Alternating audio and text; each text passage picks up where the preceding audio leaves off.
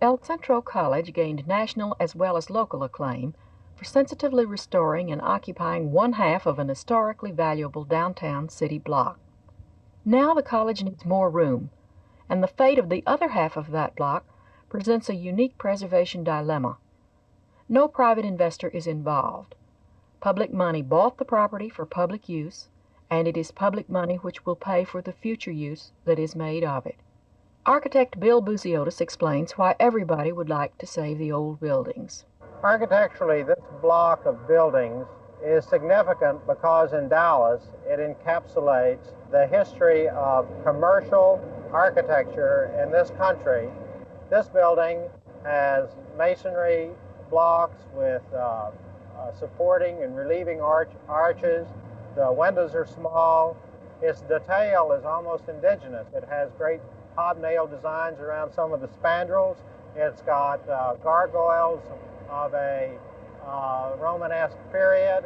As you proceed around the block, you come to a building that is more stylistic, like the Marshall Field Warehouse in Chicago. It picks up the Richardsonian detail, but it also has what the merchant must have wanted is more glass on the lower floor because there are two bays that could only be supported by steel. And then as you proceed still further around, you find the catalog type architecture that was becoming prevalent in the provinces during the latter part of the 19th century, where the columns are just ordered straight out of a catalog. It's masonry construction above, and you have over 90% glass area on the lower floor supporting 4 floors of masonry. The Dallas Community College District wanted to keep the block intact from the first. At the time this building was purchased some 8 years ago, we gave very careful consideration to its potential, and we found that it was economically feasible, even desirable, to save the eastern half, but that the western half had elements in it that were completely disqualifying and that they could not be saved. Robert Halford, principal of the Oglesby Group and supervising architect for the El Centro building program, is thoroughly familiar with the structures. Like most any other building, it's possible to save it if money is no object and time is no problem. The interior of the building would have to be gutted.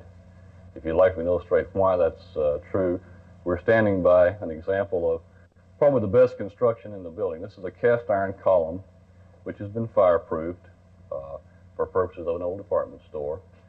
If you look up above here, you'll see that there's a wood beam.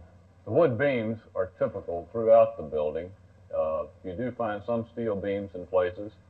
The column is not totally typical in that you find also wood columns. When you have a building like this, you want to be able to take out these floors and replace the structure here. So one method of accomplishing this is to come outside the building, erect some steel trusses or strong backs up the side, across the top, and down the opposite side. Now these are pretty large trusses we're talking about here, and it would take a series of them across the building. Also, you realize this is very simplified in that the building has no projections or anything. At that point, you would come in and bolt the wall to this steel structure, which would support the walls laterally while you take out the infill. Then you could come back and remove all of this portion here.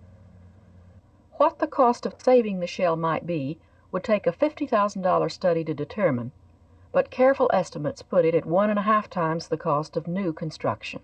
As you see here, the paint which was added to these buildings in 1966 and 67 covers up a great many problems with the facade itself.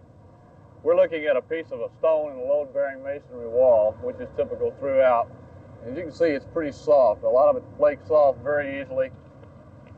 And one of the problems you'd have to do would be find some method of stabilizing this so that you didn't get further deterioration from the elements.